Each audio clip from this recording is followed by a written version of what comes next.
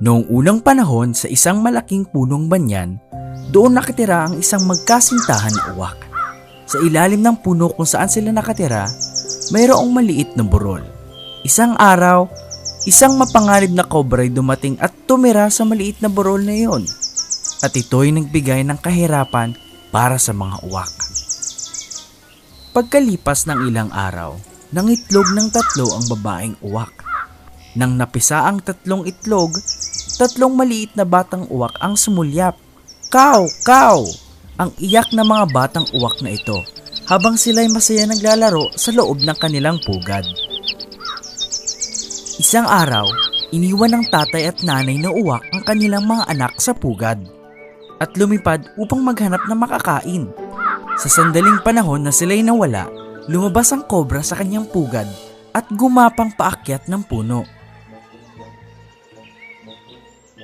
Bigla niyang inatake ang mga kawawang bata na uwak at isa-isa niyang kinain ng mga ito.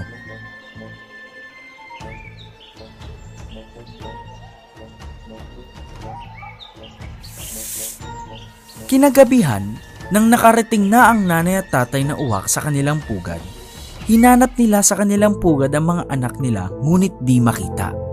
Napagtanto na ng nanay na uwak na kinain na ng masamang kobra ang kanilang anak at bumuhos ang luha sa kanyang mga mata.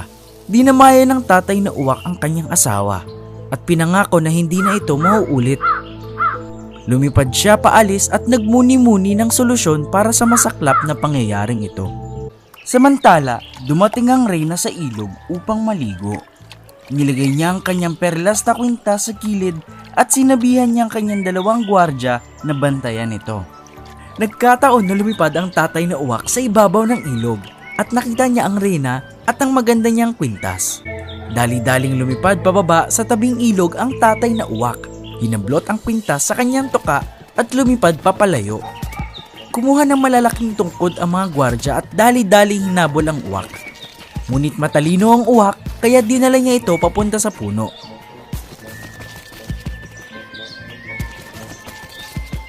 Tinapon niya ang kwintas sa loob ng burol ng kobra.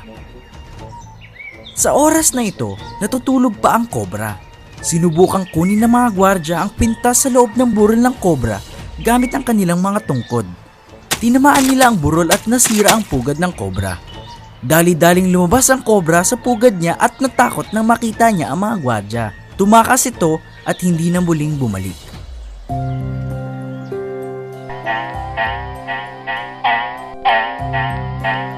Mga bata, natutunan natin ngayon na kapag mayroon tayong magandang presensya ng pag-iisip, kaya nating makapag-isip ng solusyon at madaling solusyonan ang ating mga problema. Ang natatanging unicorn.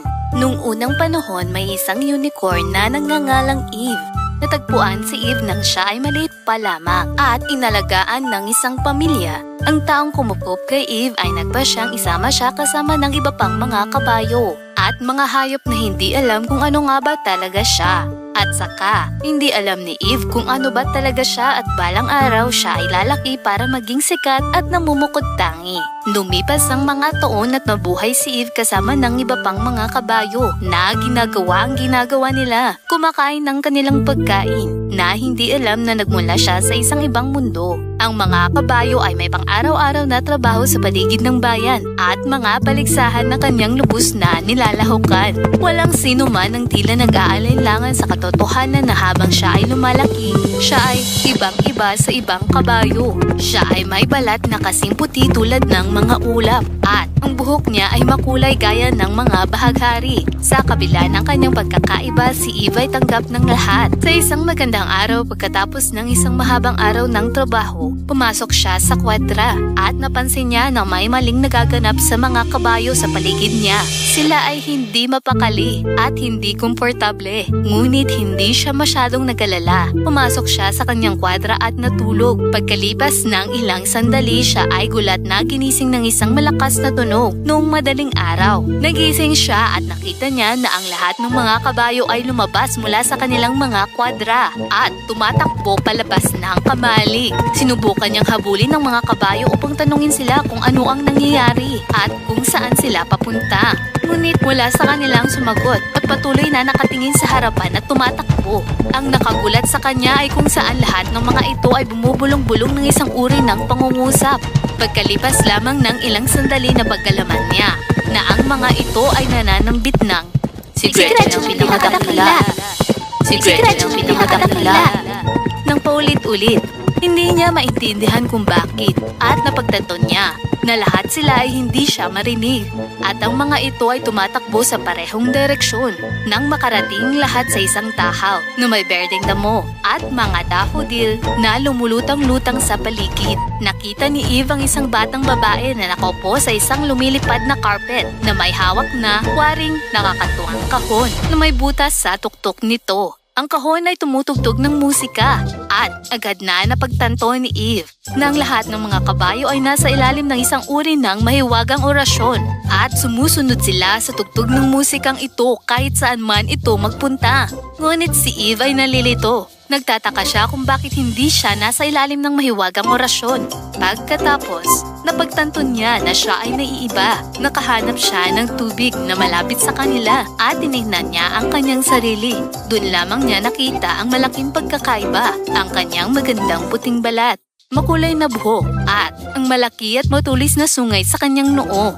Napagpasyahan niya na siya ang magdiligtas sa kanyang mga kaibigan kahit na hindi siya katulad nila. Naghintay siya na umalis ang batang babae at sinigurado na walang sinuman ang malapit sa music box. Ngunit ang maliit na batang babae ay hindi umalis dahil gusto niyang kunin ang lahat ng mga kabayo para sa kanyang sarili, pati na rin si Eve. Dahan-dahang naglakad si Eve patungo sa batang babae at sa pamamagitan ng kanyang matulis na sungay nasundot niya ang music box mula sa kamay ng batang babae. Ang music box ay nahulog sa lupa. Napansin ni Eve na ang butas sa kahon ay tulad ng hugis ng paa ng isang kabayo. Ngunit hindi para sa anumang paa ng kabayo. Ito ay may eksaktong hugis na tulad ng sa kanya. Kaya itinaas niya ang kanyang binti at ipinasok ang kanyang paa sa kahon. At biglang tumigil ang musika. Ang ibang mga kabayo ay biglang nagsimulang nagtaka sa kung paano sila napadpad sa kakaibang lugar na ito. Mabilis na tumakbo ang malit na batang babae sa kung saan ang kahon at sinimulang subukang muling ipatugtog ang musika. Ngunit sa sandaling iyon, ang lahat ng mga kabayo ay tumatakbo palayo ng napakabilis at tumakas kasama si Eve. Habang tumatakbo si Eve, lumingon at tumiti siya. Maaring kakaiba siya at natatangi, ngunit gumawa siya ng isang magandang bagay at iniligtas ang kanyang mga kaibigan. Ang kwento ng tatlong isda. Nung unang panahon sa malalim na asul na tubig ng isang lawa ay naninirahan ng maraming magagandang isda. Masayang nagsasama ang mga isda. Naglalaro sila ng volleyball kasama si Ginoong Crab at naglalaro ng taguan sa lahat ng uri ng kabibe at mga bahura ng korales. Kabilang sa maraming uri ng isda ay ang tatlong maliliit na isda, sina Merlin, Gabi at Finn. Sila ay madalas na nagsasaya kapag sila ay magkakasamang tumatalon palabas sa lawa at paglalaro sa loob ng tubig. Isang araw, ang tatlong maliliit na isda ay nakita ng mga mangingisda na napadaan at tumingin sa lawa. Sinuri nila kung mayroon nga bang mga isda sa lawa. Noong makita nila na puno ng isda ang lawa, natuwa sila at gusto nilang manghuli ng mga isda. Sinabi ng isang mangingisda na, "Tingnan mo, ang daming isda dito. Tingnan mo, ang malalaking iyon."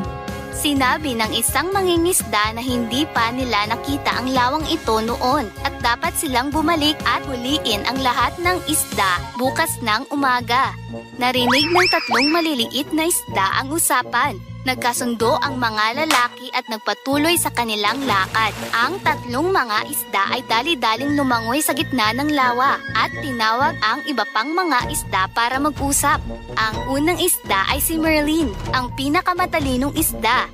Sinabi niya sa lahat kung gaano kasabik ang mga mangingisda na makakita ng napakaraming isda at sila ay maaaring balikan bukas ng umaga para huliin. Gusto nyo bang mabuhay o mahuli? Ang ibang isda ay sumigaw ng, Gusto naming mabuhay! Sinabi ni Merlin na dapat silang umalis bukas ng umaga at makatakas papunta sa isang ligtas na lawa. Ang ikalawang isda ay si Gabi. Naisip niya ang parehong idea at nagpasya siyang sundin ang kaibigan. Ngunit ang ikatlong isda na si Finn ay hindi sumang-ayon sa kanila. Tumawa siya at sinabi na ang mga isda ay umaasal na parang mga duwag. Sabi niya, "Ang lawa ng ating tahanan, bakit kailangan nating umalis?" Sinabi ni Finn sa lahat na huwag matakot at ang mga mangingisda ay maaaring hindi makabalik. Ang mga isda ay nagsimulang mahati. Ang ilan ay sumang-ayon at sumunod kay Merlin at Gabi, habang ang natira ay sumunod kay Finn papunta sa ibang direksyon. Noong madaling araw kinabukasan, bumalik ang mga mangingisda sa lawa. Dala ang kanilang mga lambat. Inihagis nila ang lambat bago pa makatakas ang lahat ng isda. Maraming mga isda ang nahuli, kasama na sina Merlin at Gabi. Nakita ito ni Finn at dali-dali siyang pumunta sa natitirang mga isda. May plano si Finn at sinabi niya sa lahat na huwag mag-alala. Ililigtas niya ang lahat ng mga isda na nasa lawa mula sa lambat ng mga mangingisda. Lahat ng isda ay nagtipon at pumalibot sa lambat at kinagat ng napakahigpit ang lubid gamit ang kanilang mga ngipin. Sinimulan nila itong hilain at hilain ang lambat upang masira gamit ang lahat ng kanilang lakas. Hanggang ang lambat ay naputol at bumagsak patalikod ang mga mangingisda. Ang lahat ng isda ay bumalik sa lawa at sa wakas sila ay malaya. Masaya silang lumangoy palabas ng mga lambat at sa wakas sina Merlin, Gabi at Finn ay muling nagkasama at sila'y ligtas.